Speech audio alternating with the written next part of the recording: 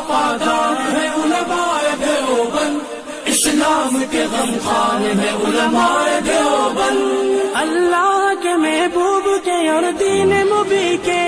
الحمد للہ محبوب کے اور الحمد دین للہ مبی کے، نحمده ونستعینه ونستغفره ونؤمن به ونتوکل علیہ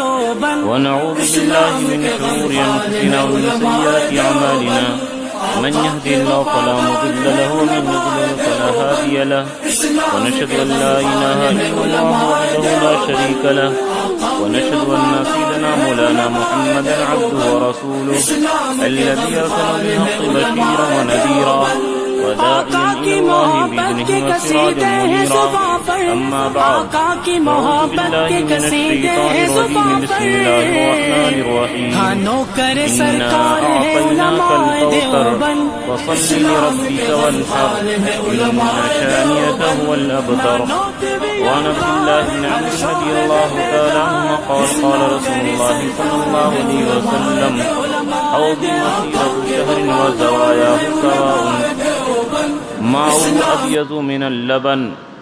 وأطيب من ريح المسك، من يشرب منها فلا يظمأ منها أبدا، أو كما قال عليه الصلاة والسلام، رواه البخاري والمسلم۔ صدق الله العظيم وصدق رسوله النبي الكريم، ونحن على ذلك لمن الشاهدين والشاكرين، والحمد لله رب العالمين۔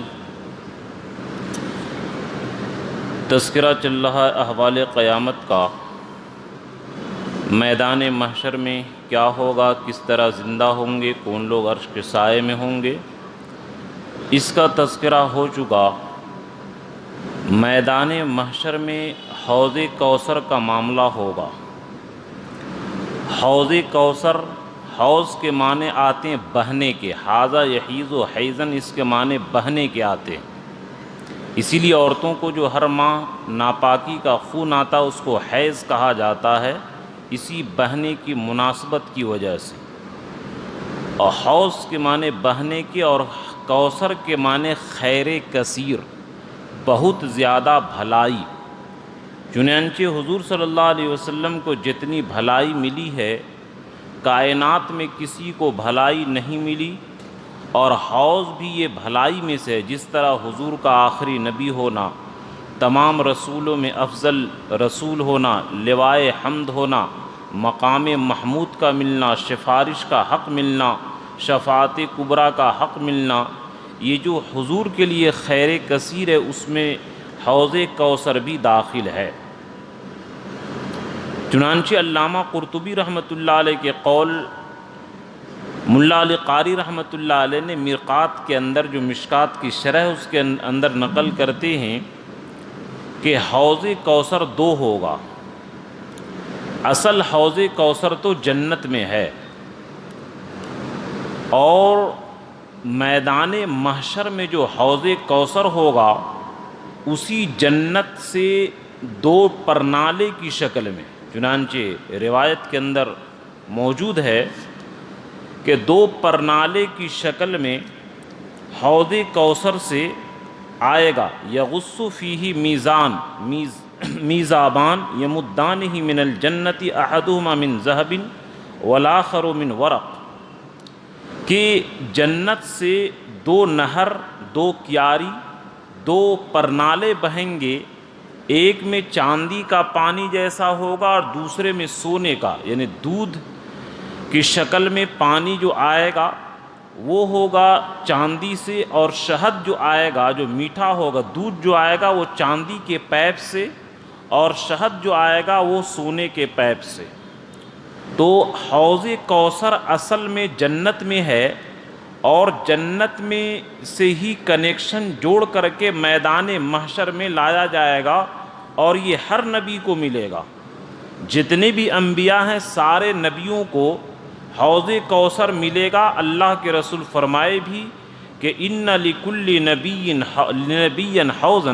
ان لکل نبی حوضا، کہ ہر نبی کے لیے حوض ہے، اور سب لوگ فخر کریں گے کہ کس کے حوض پر زیادہ امتی پانی پینے والے آتے ہیں، اور فخر کریں گے، اور میں امید کرتا ہوں کہ میری امت میں سب سے زیادہ حوض کوثر مجھ ہی سے پینے آئیں گے، سب سے زیادہ بھیڑ جو ہوگی وہ حضور صلی اللہ علیہ وسلم کے حوض کوثر کے اوپر ہوگی۔ تو یہ سمجھیے کہ حوض کوثر دو ہے، حوض کوثر دو ملے گا، ایک تو جنت میں ملے گا، اور دوسرا حساب کتاب سے پہلے کہ لوگ قبر سے جو ہیں وہ پیاسے اٹھیں گے اور پیاس کے حالت میں حضور کے پاس جائیں گے، پھر جو لوگ پینے کے لائق ہیں حضور صلی اللہ علیہ وسلم ان کو پلائیں گے، اور پھر وہ پیاس کے مصیبت سے نجات پا جائیں گے۔ من یشرب منہا فلا یظما ابدا، کہ جو ایک مرتبہ حوض کوثر پی لے گا کبھی جنت میں کبھی بھی اس کو پیاس نہیں لگے گی، یہ پانی کی خصوصیت ہے۔ اب رہی یہ بات کہ جنت میں کھائیں گے پئیں گے، تو جنت میں جو کھائیں گے پئیں گے وَأَنَّكَ، قرآن میں ہے وَأَنَّكَ لَا تَظْمَأُ فِيهَا، کہ نہ وہاں پیاس لگے گی ولا، اور نہ وہاں پر بھوک لگے گی، نہ ننگے ہوگے نہ دھوپ لگے گی، وہاں پر لذت کے طور پر کھائیں گے پئیں گے، وہاں پر بھوک کی وجہ سے نہیں۔ جیسے ابھی گرمی کا موسم ہے، پیاس نہیں ہے لیکن کوئی بہترین کولڈ ڈرنک پیش کر دے تو بالکل پینے کی طبیعت چاہتی ہے لذت کی وجہ سے۔ اسی طرح ہمیشہ ہمیں جنت میں جو جنتی کھائے گا پیے گا وہ لذت کے طور پر، مزے کے طور پر، تکلیف کو دور کرنے کے طور پر نہیں۔ تو بہرحال حوض کوثر دو ملے گا، ایک تو جنت میں اور ایک میدان محشر میں حساب کتاب قائم ہونے سے پہلے۔ اور جو لوگ پینے کی صلاحیت رکھتے ہیں، جو اپنے اعمال کو اس طرح بنا لیں گے کہ حضور کے ہاتھ سے حوض کوثر پیے، وہ لوگ پئیں گے۔ میں نے جو خطبے میں آیت تلاوت کی اِنَّا آتَيْنَاكَ الْكَوْثَرَ، اِنَّا آتَيْنَاكَ الْكَوْثَرَ، کہ اے نبی ہم نے آپ کو حوض کوثر عطا فرمایا یا خیر کثیر عطا فرمایا۔ فَصَلِّ لِرَبِّكَ، پس اپنے رب کے لیے نماز پڑھیے، وَانْحَرْ، قربانی کیجئے، إِنَّ شَانِئَكَ هُوَ الْأَبْتَرُ، بے شک جو آپ کا دشمن ہے وہی بے نام و نشان اور اس کی نسل کٹی ہوئی ہے۔ اس آیت کا شان نزول مفسرین یہ بیان کرتے ہیں کہ کافر چند لوگوں کا نام آتا ہے، عاص بن وائل کا بھی نام آتا ہے، ابو جہل کا بھی نام آتا ہے، یہودی تھا کعب بن اشرف، اس کا بھی نام آتا ہے۔ جب حضور صلی اللہ علیہ وسلم کے لڑکے قاسم رضی اللہ تعالیٰ عنہ کا انتقال ہوا تو یہ کافر خوشی منانے لگے کہ چلو محمد کے زندگی بھر ان کو بھگت لو، اور ان کے نعوذ باللہ ان کے وفات کے بعد تو ان کا دین بھی ختم ہو جائے گا، چند دن برداشت کر لو، ان کی نسل ختم ہو جا رہی ہے۔ تو ظاہر بات ہے کہ ایک لڑکے کی موت اور دوسرا کافروں کا یہ طعنہ تو حضور کو غم ہوا۔ اللہ تعالیٰ یہ آیت نازل کیے کہ اے نبی ان کافروں کو بکنے دیجئے، ہم نے آپ کو بہت زیادہ بھلائی عطا فرمائی ہے جو کائنات میں کسی کو بھلائی ہے ہی نہیں اتنی۔ ان شانئک هو الابتر، اور آپ کا نام و نشان کیا مٹے گا، بلکہ آپ کا جو دشمن ہے وہی بے نام و نشان ہو جائے گا۔ چنانچہ دنیا میں آج کوئی عاص بن وائل کا خاندان، ابو لہب کا خاندان، یا اسی طرح کعب بن اشرف یہودی کا خاندان کوئی بھی بتا دے، اور حضور کے اگرچہ لڑکی کے ذریعے نسل نہیں چلی لیکن حضرت فاطمہ کے ذریعے نسل چلی اور پوری دنیا کے اندر ابھی بھی موجود ہے۔ اور اولاد کا مقصد ہوتا ہے باپ کے میشن کو لے کر کے چلنا، حضور کے میشن کو لے کر کے ان کے علماء، العلماء ورثۃ الانبیاء کے علماء انبیاء کے وارث ہیں۔ میرے وارثین سارے کے سارے علماء ہیں، جتنے دنیا میں علماء ہیں سارے حضور صلی اللہ علیہ وسلم کے وارث ہیں، اور جو نبی کا پیغام ہے وہ قیامت تک یہ چلتا رہے گا۔ چنانچہ کون ایسا سیکنڈ ایسا ہے جس میں اللہ کے رسول کا تذکرہ نہیں ہوتا ہے؟ پوری دنیا کے اندر ایک سیکنڈ بھی اللہ کے رسول کے ذکر سے پوری دنیا خالی نہیں ہے۔ یہ ہے خیر کثیر۔ تو بہرحال میں نے وعدہ کیا تھا کہ اگلے ہفتہ، اس ہفتہ حوض کوثر کے بارے میں بیان کروں گا۔ چنانچہ ترمذی کے اندر روایت ہے کہ ہر نبی کو حوض ملے گا، ان لکل نبی حوضا وانہم لیتباہون ایہم اکثر واردتا،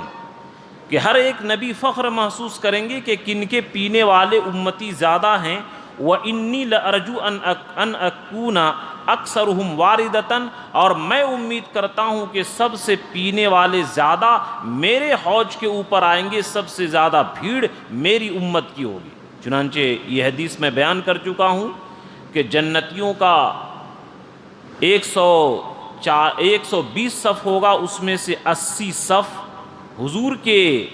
امتی ہوں گے، اور بقیہ 40 صف میں سارے انبیاء 1,24,000 میں سے ایک کم سارے لوگوں کے سارے انبیاء کے امت ہوں گے۔ تو سوچئے کہ حضور کے پینے والے کی تعداد کتنی ہوگی، یعنی 2/3 حضور کی امت جنت میں جائے گی اور 1/3 سارے کے سارے انبیاء کے امت رہیں گے۔ یہ اللہ کے رسول کو فضیلت ملی۔ حوض کوثر کے بارے میں خصوصیت جو بیان کی گئی، بخاری اور مسلم دونوں کے اندر یہ روایت موجود ہے عبداللہ ابن عمرو بن عاص رضی اللہ تعالی عنہما سے کہ اللہ کے رسول فرمائے حوضی مسیرت شہرین، کہ میرے حوض کوثر کی جو مسافت ہے، لمبائی ہے، اور جو ایریا ہوگا 1 مہینے کے سفر کے برابر، یعنی 1 مہینہ آدمی جتنا دور چل کر کے جاتا ہے، یہ فکس ناپنا نہیں ہے، یہ ایک اندازے سے اللہ کے رسول بیان کیے صحابہ کو سمجھانے کے لیے کہ حوضی مسیرت شہرین، میرے حوض کی جو لمبائی ہے وہ 1 مہینہ کے چلنے کے بقدر، وَزَوَایَاهُ سَوَاءٌ، اور میری حوض کے چاروں طرف برابر ہوگا، یعنی جتنی لمبائی ہے اتنی چوڑائی، یعنی بالکل چوکور ہوگا۔ یہ نہیں کہ لمبائی 1 مہینہ کے برابر تو چوڑائی 15 دن کے برابر نہیں، بلکہ لمبائی جس طریقے سے حوض کا 1 مہینہ کے مسافت کے برابر ہے، اسی طریقے سے چوڑائی بھی 1 مہینہ کے چلنے کے بقدر۔ اب سوچئے کہ 1 مہینہ میں آدمی کتنا ہزاروں کلومیٹر چل لے گا، تو اس طریقے سے اللہ کے رسول کو جو حوض کی جو مسافت بیان کی گئی ہے وہ اتنا لمبا چوڑا۔ اس پانی کی خصوصیت کیا ہے؟ ماؤہ ابیض من اللبن، کہ اس حوض کوثر کا پانی جو ہے وہ دودھ سے زیادہ سفید، اشد بیاضا من اللبن، یہ بھی حدیث کے لفظ ہیں کہ دودھ سے بھی زیادہ سفید۔ وَرِیحُهُ أَطْیَبُ مِنَ الْمِسْکِ، اور اس حوض کوثر کے پانی کی خوشبو مشک سے بھی زیادہ ہے، دنیا کا مشک نہیں، آخرت کے مشک، کہ مشک سے بھی زیادہ خوشبودار۔ وَأَحْلَى مِنَ الْعَسَلِ، اور شہد سے بھی زیادہ میٹھا۔ مَنْ يَشْرَبْ مِنْهَا فَلَا يَظْمَأْ أَبَدًا، کہ جو آدمی حوض کوثر سے 1 مرتبہ پانی پی لے گا، چاہے وہ میدان محشر میں پیے یا میدان محشر میں اپنے بدعملی کی وجہ سے رک گیا، ایمان کی وجہ سے جنت میں داخل ہونے کے بعد پیے،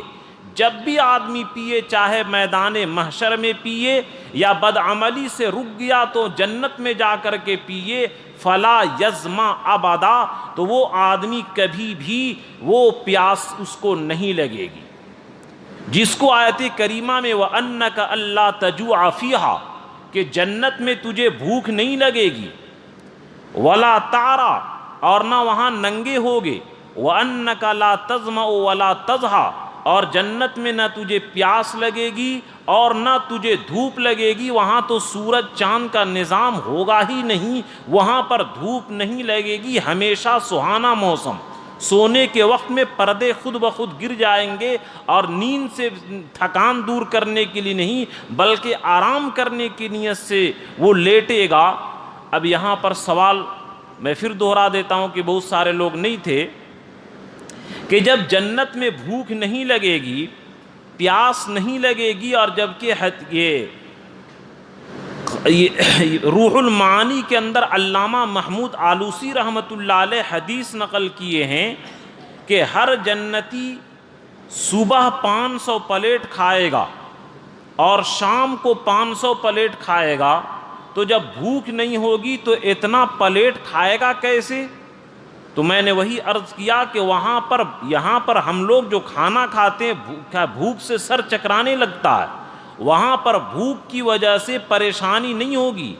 سر نہیں چکرائے گا، بی پی لو نہیں ہوگا، اور نہ وہاں پر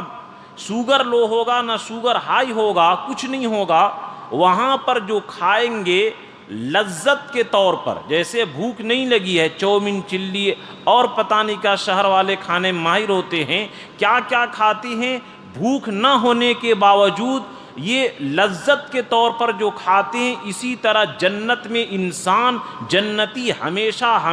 لذت کے طور پر، مزے کے طور پر کھاتا رہے گا، نہ بھوک پیاس کی شدت کو دور کرنے کی نیت سے وہ نہیں کھائے گا۔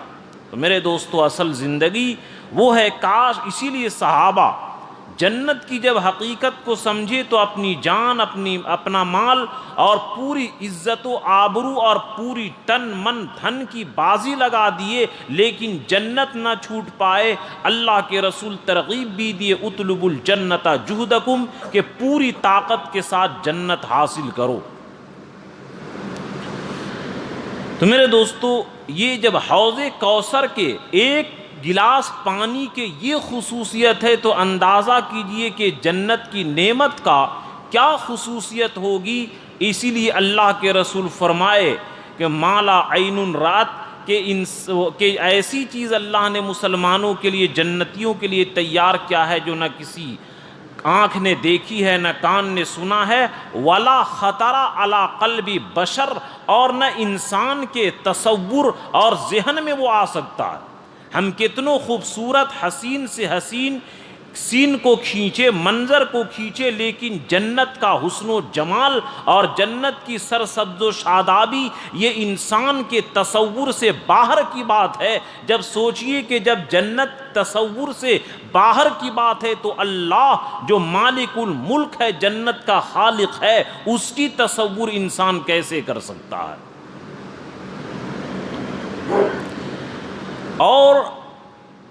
حدیث شریف کے اندر موجود ہے،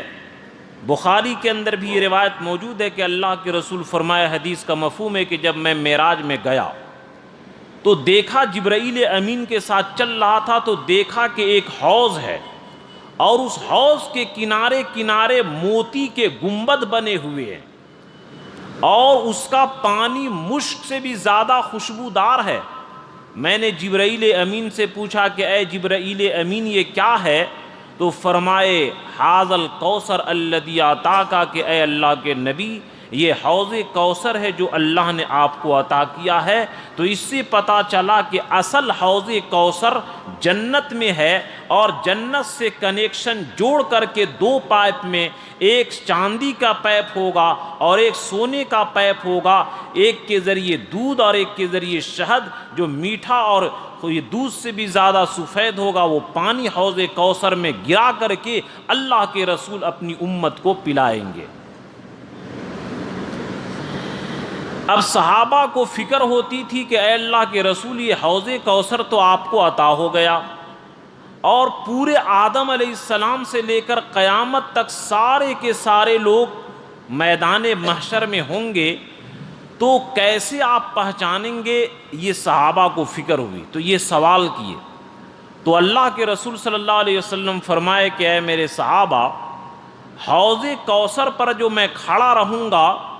تو میں اپنی امتیوں کے علاوہ دوسرے لوگوں کو بھگا دوں گا۔ جس طرح دنیا میں کوئی آدمی کا حوض ہوتا ہے تو حوض میں صرف اپنے اونٹ کو پانی پلاتا ہے۔ ہم لوگ بکری چراتے تھے تو اپنے پانی بھر کر صرف اپنی بکری کو اور گائے کو پلاتے تھے، دوسرے کے گائے کو بھگا دیتے تھے بچپن میں اپنے دیہات میں۔ تو اللہ کے رسول مثال دیے کہ جس طرح دنیا میں اپنے حوض میں اپنی جگہ میں صرف اپنی اونٹ کو پانی پلاتا ہے، دوسرے کے اونٹ کو بھگا دیتا ہے، اسی طرح میرے حوض پر دوسرے امت کے لوگ آئیں گے، ان کو بھی بھگا دوں گا، اور اسی طرح میری امت میں جو کافر و مرتد ہو گئے یا اہل سنت والجماعت کے عقیدے سے ہٹ گئے، میرے دین کے بعد، میرے جانے کے بعد میری دین میں بدعت کو جاری کیے، حدیث کا انکار کیے، قرآن کا انکار کیے، ایسے لوگوں کو چن چن کر کے میں بھگا دوں گا، جو لوگ لائق رہیں گے انہی لوگوں کو میں پلاؤں گا۔ صحابہ سے نے پوچھا کہ اے اللہ کے رسول، یہ آپ پہچانیں گے کیسے کہ یہ میری امت کا آدمی ہے اور یہ حوض کوثر کے پینے کے لائق ہے؟ کیسے آپ پہچانیں گے؟ ذرا اس کی پہچان تو بتا دیجئے۔ اللہ کے رسول فرمائے تردون علی غرم محجلین من اثر الوضو، کہ تم لوگ میری امت کے لوگوں کا چہرہ بھی چمکتا ہوگا، ہاتھ بھی چمکے گا وضو کے اثر سے۔ اسی لیے حضرت تھانوی رحمۃ اللہ علیہ جو کتاب لکھی ہیں یہ دعا کی مناجات مقبول، اس کے اندر تمام حدیث سے دعا نقل کی گئی ہے، اس میں ایک دعا یہ بھی ہے، اب مجھے سمجھ میں آتی کہ اللہ کے رسول یہ بھی دعا کرتے تھے، اللہم انی اسألوک تمام الوضو، اے اللہ مکمل صحیح طریقے سے وضو کرنے کی توفیق عطا فرما۔ اسی لیے اللہ کے رسول فرمائے کہ جب وضو کرو تو اگرچہ کہنی تک الی المرافق، دھونا تو یہیں تک فرض ہے، لیکن جو آدمی اعضائے وضو کو ہمت کر کے یہاں تک دھوتا ہے تو یہ چاندی کی طرح غرم محجلین، یعنی چاندی کی طرح چمکتا ہوگا، جس طریقے سے کالے بال میں سفید بال چمکتے ہیں، اسی طرح تمام اولاد آدم میں حضور صلی اللہ علیہ وسلم کی امت جو صحیح طریقے سے وضو کرتی تھی اور جو جاڑے کے دن میں بھی تمام الوضو فی المکارہ، ناپسندیدگی کے باوجود، جاڑا میں، گرمی میں تو مزہ سے آدمی دھوتا ہے لیکن جاڑا میں بھی ہمت کر کے جو لوگ مکمل وضو کرتے ہیں، اسی لیے آدمی کو نماز کے لیے وقت نکال کر کے اطمینان سے وضو کرنا چاہیے، کہ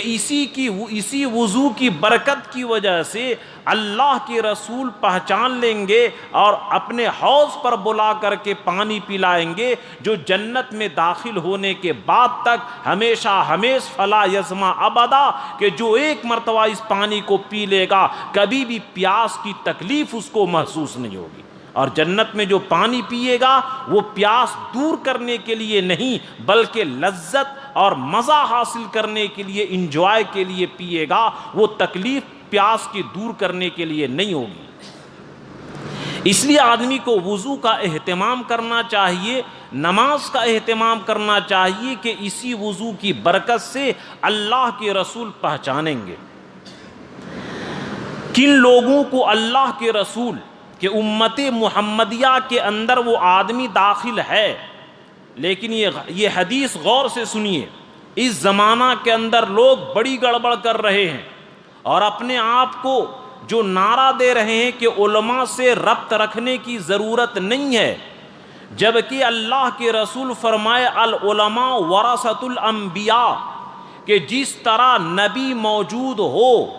نبی کے موجود ہوتے ہوئے انبیاء سے جو کٹ کر کے رہے گا، انبیاء کی جو بات نہیں مانے گا، وہ تو سمجھیے کہ کافر ہے، لیکن کفر کا فتویٰ نہیں دیا جا رہا ہے امت مسلمہ کو۔ لیکن یاد رکھیے کہ نبی کا جو پیغام اور صحیح عالم جن کی سند جناب نبی کریم صلی اللہ علیہ وسلم سے ملتی ہے، میں مثال دیتا ہوں کہ ایک آدمی بڑا ذہین، بڑا فتین، لیکن ڈاکٹری کا ڈگری وہ حاصل نہیں کیا اور وہ دوا بھی صحیح دیتا ہے، لیکن بغیر سند کے،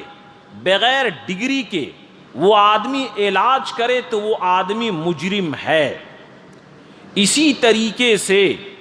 اگر جو آدمی، ایک علامت یہ بھی یاد رکھیے کہ اب لوگ بولتے ہیں کہ فلاں صاحب یہ فلاں ذاکر ناک سے لوگ جلتے ہیں، یہ کرتے ہیں، میں یہ پہچان بتلا رہا ہوں کہ جو آدمی علماء سے کٹ کر کے رہے، یاد رکھیے کہ دال میں کالا نہیں بلکہ پوری دال یہاں پر کالی ہے۔ حضرت علی کے دور میں جب حضرت علی کی لڑائی خوارجیوں سے ہوئی وہ بھی اللہ اور رسول کا نام لیتے تھے اور کہتے تھے کہ میری زبان مت کاٹو، میں اس زبان کے ذریعے اللہ کا ذکر کرتا ہوں۔ لیکن سارے خوارجی جو حضرت علی کے ساتھ دشمنی کیے اور حضرت علی کا مقابلہ کیے، وہ بھی قرآن حدیث، اللہ، رسول، جنت جہنم کا نام لیتے تھے، لیکن اہل سنت والجماعت سے، خلفائے راشدین سے وہ کٹ کر کے رہے۔ یہ میں ایک مثال دے رہا ہوں، اس پر تفصیل سے بات کرنے کا وقت نہیں ہے، لیکن جو حدیث میں بیان کر رہا ہوں یہ حدیث بخاری اور مسلم دونوں کے اندر موجود ہے۔ حضرت سہل بن سعد رضی اللہ تعالیٰ عنہ سے مروی ہے۔ اس حدیث کے اندر جو پیغام ہے، آج کا امت مسلمہ کا نوجوان طبقہ، جن یہودیوں اور عیسائیوں کی چال تھی کہ نوجوان کو نائٹ کلب کے ذریعے اور ان کو شراب اور جوئے کے اڈے میں پھنسا کر کے ان کو روزہ، نماز اور دین سے دور کر دو، لیکن اس کے اندر وہ ناکام ہو گئے۔ تو اب انہوں نے ایک ایسی شریعت حدیث کے نام پر، جو دراصل حدیث کا انکار ہے، اور اللہ کی قسم یہ پوری حدیث پر عمل نہیں کرتے، چند حدیث دکھا کر کے یہ حدیث کا انکار کرنے والے ہیں، جو اللہ کے نبی کے رسول کے حدیث کا انکار کرتے ہیں اور رسول کی شریعت کو جو بدل دیتے ہیں، جبکہ اللہ کے رسول یہ فرمائے علیکم بسنتی و سنت الخلفاء الراشدین المہدیین، کہ میرے سنت پر چلنا، حدیث پر چلنے کو اللہ کے رسول نہیں فرمائے۔ اس میں اشارہ ہے کہ جنت کا راستہ سنت پر چلنے میں ملے گا۔ صرف حدیث کو جو آدمی نعرہ دیتا ہے، یہ حضرت علی اور شروع سے یہ غدار جو وفادار مصطفیٰ کا لباس پہن کر کے غدار مصطفیٰ کا رول ادا کر رہے ہیں، یہ شروع سے رہے گا اور قیامت تک رہے گا، بلکہ آخر زمانے کے اندر دجالون کذابون، اللہ کے رسول فرمائے، اور یاتوک بالاحادیث لم تسمعوا ولا آباؤکم، ایسی ایسی حدیث لائیں گے جو نہ تم سنے ہوگے نہ تمہارے باپ سنے ہوں گے، اس سے بچ کر کے رہنا، اللہ کے رسول بیان فرمائے۔ میرے دوستو، اگر آپ کیا ہے میری بات مانیں گے، میرا مالی فائدہ تھوڑی ہوگا۔ اللہ کے رسول کا جو پیغام ہے، حدیث میں جو پیغام ہے، آخرت بچانے کا جو راستہ ہے، جنت میں جو جانے کا راستہ ہے، سنت پر عمل کرو۔ سنت کا لفظ لوگ اڑا دیے اور حدیث کی پیروی کی تعلیم دیے۔ یہ نبی کی شریعت میں حدیث کا نام لے کر کے گھوٹالہ بازی ہے، جو در اصل پس پردہ حدیث کا انکار ہوتا ہے۔ یہ تفصیل کا وقت نہیں جو بیان کروں۔ تو بہرحال اللہ کے رسول فرمائے، بخاری اور مسلم دونوں کے اندر روایت ہے، انی فراتکم علی الحوض، کہ میں تمہارا حوض کے اوپر پیش خیمہ انتظام کرنے والا ہوں گا۔ من مر علی شربا، اور جو بھی میرے پاس سے گزرے گا میں اس کو حوض کوثر سے پانی پلاؤں گا۔ کچھ لوگ آئیں گے، میری امت کے لوگ، میں کہوں گا آنے دو، فرشتے ان کو روک دیں گے کہ نہیں آپ اگرچہ، تو فرشتے سے کہیں گے، اللہ کے نبی، حدیث کا مفہوم ہے کہ ان کو آنے کیوں نہیں دیتے؟ اللہ کے رسول سے فرشتے کہیں گے، اے اللہ کے رسول، انک لا تدری ما احدثوا بعدک، اے اللہ کے رسول آپ نہیں جانتے ہیں آپ کی وفات کے بعد دین کے نام پر ان لوگوں نے دین کے اندر کیا کیا بدعت ایجاد کیا، کیا کیا دین کے نام پر کیا گل کھلائے۔ اللہ کے رسول جلال میں آ جائیں گے، غصہ میں آ جائیں گے، فَأَقُولُ سُحْقًا سُحْقًا، میں کہوں گا مردود اللہ کی لعنت ہو، اللہ کی رحمت سے دور ہو، لمن غیر بعدی، جو شخص میرے بعد میری دین کو بدل دے۔ اور یہ کوئی ایک مخصوص طبقہ نہیں، پوری دنیا میں کے اندر جتنے بھی لوگ ہیں، کان کھول کر کے سن لے، جس جماعت کے بھی لوگ ہیں، جس طبقے کے بھی لوگ ہیں، جو بات قرآن اور حدیث سے ثابت ہے جس کو بدلیے مت اپنے طرف سے۔ اب ہر جماعت کے اندر لوگ اپنے منمانی گھسیڑتے ہیں، یاد رکھیے کہ چاہے وہ بدعت کی شکل میں ہو یا جس شکل میں بھی دین کے اندر جو لوگ قرآن اور حدیث کے معنی کو بدل دیتی ہیں، چاہے دنیا کا جس طبقہ کا وہ آدمی ہو، یاد رکھیے ایسے لوگ اگرچہ دین کا کام کر رہے ہیں، لیکن اللہ کے رسول کو جو اللہ نے حکم دیا، یا ایھا الرسول بلغ ما انزل الیک، کہ جو شریعت جو قرآن آپ پر نازل ہوتا اس کو پہنچائیے۔ اب اگر شریعت کو توڑ کر کے، مڑوڑ کر کے، اس کے معنی کو بدل کر کے، اور یہ ہر دور کے اندر ہوتا رہا۔ چنانچہ جو لوگ داستان ایمان فروشوں کی پڑھے ہوں گے، سلطان صلاح الدین ایوبی رحمۃ اللہ علیہ کی کتاب، یہ ان کی داستان میں پڑھا تھا اب تقریباً 16 سال پہلے۔ ایک واقعہ یاد ہے کہ ایک مسجد کے اندر جب امام انتقال کیا تو یہودیوں کو بڑی یہ ٹریننگ ہے، ان کو لاکھوں 10 لاکھ تنخواہ دی جاتی، بڑے ماہرین ہوتے ہیں، اور وہ یہودی لوگ حدیث پر، چنانچہ میں بارہا ذکر کیا ہوں، ایک میرے دوست نے وہ کتاب مجھے ہدیہ کی ہے، بہت دن سے میں تلاش میں تھا، المفہرس للاحادیث، کہ صحائح ستہ میں اگر حدیث کا آپ کو ایک لفظ ہے، وہ حدیث کہاں پر ملے گی، مجھے اس کتاب کی سخت ضرورت تھی۔ تو وہ کام جو ایک یہودی نے کیا ہے، کسی مسلمان محدث نے نہیں کیا ہے، لیکن وہ ایمان سے دور ہے۔ تو اس زمانے کے اندر یہودیوں کی اسٹڈی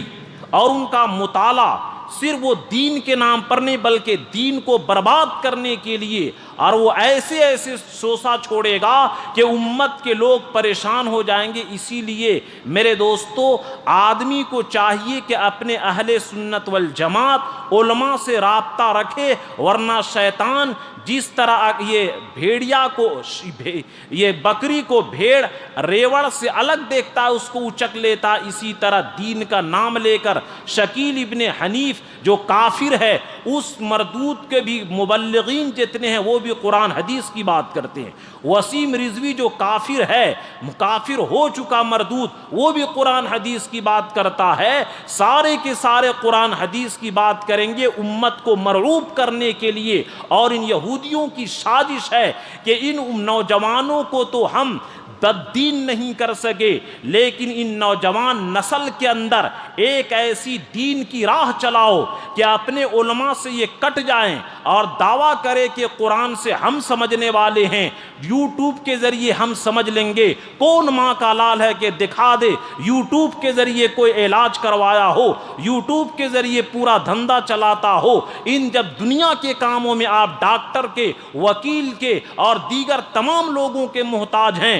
ایک انگریزوں کا یہ چال چلایا ہوا، اس کے ذریعے آپ علماء سے کٹ جائیں اور آپ کو دین کے رہبر کی ضرورت نہیں ہے۔ یہ کیسی بات ہے؟ جنت میں بھی آپ عالم کے محتاج ہوں گے، وہاں بھی علماء کی آپ کی رہبری کی ضرورت پڑے گی۔ دنیا جو دارالاسباب ہے، یہاں کیسے کٹ جائیں گے جبکہ اللہ کے رسول فرمائے میرے وارث ہیں؟ یعنی جس طرح امت مسلمہ کو اپنے نبیوں سے، جو صحیح نبی ہیں، ان نبیوں سے واسطہ رکھنا، ان سے تعلق رکھنا ضروری ہے، اسی طرح میری امت میرے بعد علماء سے تعلق رکھے۔ ہاں یہ الگ بات ہے، اللہ کے رسول یہ بھی فرما دیے اتقوا ذلت العالم، کہ اگر کوئی عالم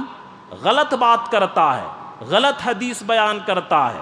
غلط رہنمائی کرتا ہے، تو اس کے پھسلنے سے بچو، صحیح عالم کی پیروی کرو، اور تلاش کرنے والے کو ہر زمانے کے اندر اصلی چیز اور ایک نمبر کی چیز مل جاتی ہے۔ تو حاصل کلام یہ ہے کہ انہوں نے یہ سوسا چھوڑا کہ نوجوانوں کے اندر یہ مزاج بنایا جائے کہ یہ سارے کے سارے علماء کے ماننے کا، امام کے ماننے کا مطلب ہی انہوں نے شرک قرار دیا کہ رسول کو چھوڑ کر کے امام مانتے ہیں۔ اس طریقے سے ذہن کو گندا کر کے پھیلا دیا گیا۔ اس لیے میرے دوستو، اپنے آپ کو سنبھالیں اور دین کے دائرے کے اندر رہیں، حدیث کا انکار نہ کریں۔ جو قرآن اور شریعت کی تبلیغ کرتے ہیں وہ بھی قرآن اور حدیث کے دائرے کے اندر رہ کر کے بات کریں۔ اسی لیے مولانا الیاس رحمۃ اللہ علیہ نے گھیرا بندی کر دی کہ 6 نمبر سے باہر مت جانا، اگر 6 نمبر سے تم باہر جاؤ گے ہو سکتا ہے کہ تم بہک جاؤ گے، تمہارا جو حد ہے تم اسی حد کے اندر رہنا، حد سے باہر مت جانا۔ تو میرے دوستو، حاصل کلام یہ نکلا کہ جو لوگ نبی کی شریعت کو بدلیں گے اور نبی کی شریعت کے اندر گھوٹالہ بازی کریں گے، یاد رکھیے کہ یہ دین کا کام کرنے والے کہلائیں گے، لیکن اللہ کے رسول ان کو حوض کوثر سے محروم کر دیں گے۔ اب سب سے پہلے آدمی کون لوگ حوض کوثر سے پانی پئیں گے ان کے بارے میں بھی سن لیجیے۔ چنانچہ ترمذی کے اندر حضرت ثوبان رضی اللہ تعالیٰ عنہ سے روایت مروی ہے،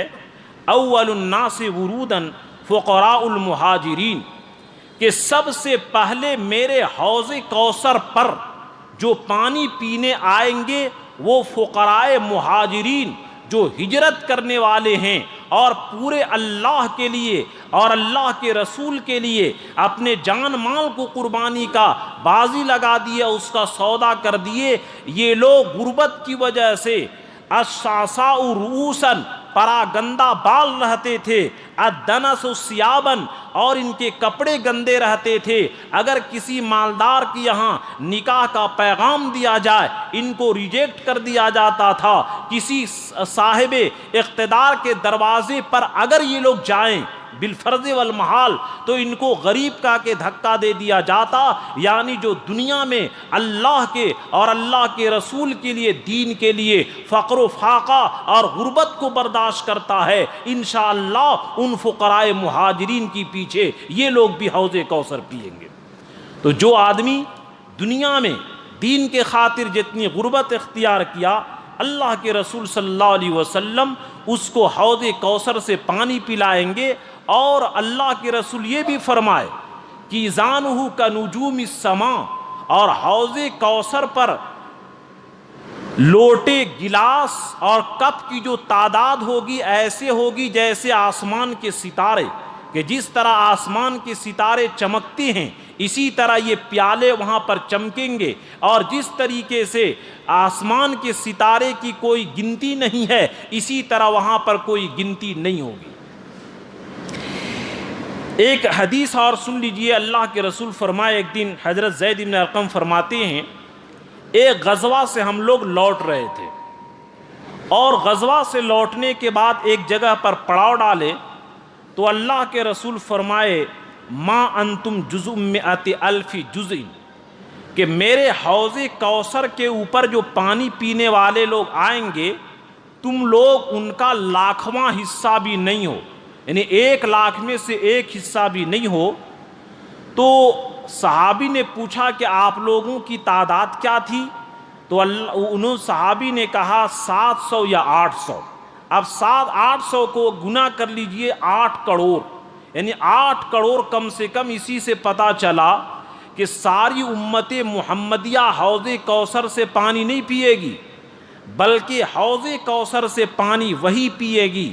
جس کے عقائد درست ہو، جن کے اعمال درست ہو، اور جو حضور کی شریعت پر پابندی سے چلتا ہو، انہی کو اللہ تعالی حوض کوثر عنایت فرمائیں گے۔ تو آج کی تقریر کا خلاصہ یہ نکلا کہ حوض کے معنی بہنے کے آتے ہیں، اور کوثر کے معنی خیر کثیر، بے انتہا بھلائی کے، اور حوض کوثر اللہ کے رسول کو 2 عطا کی جائے گی، ایک جنت میں، اور اسی جنت کے حوض سے 2 پرنالے کو یہ کنیکشن کر کے میدان محشر میں حوض جس کی مسافت 1 مہینے سے بھی زیادہ، لمبائی چوڑائی برابر، جس کا پانی دودھ سے زیادہ سفید اور شہد سے زیادہ میٹھا، برف سے زیادہ ٹھنڈا، جو 1 مرتبہ پی لے کبھی بھی پیاس نہیں لگے گی، اور اس کے یہ آبخورے پینے کے برتن آسمان کے ستارے کے بقدر ہوں گے، اور سب سے پہلے فقراء مہاجرین پئیں گے۔ اور جو لوگ حضور اپنی امت کو پہچانیں گے وضو کے آثار سے، اور جو لوگ حضور کی شریعت میں تبدیلی کرتے تھے، یاد رکھیے کہ اللہ کے رسول ان کو حوض کوثر سے بھگا دیں گے۔ اللہ ہم تمام مسلمانوں کو حوض کوثر کے پینے کی توفیق عطا فرمائے، آمین۔ وآخر دعوانا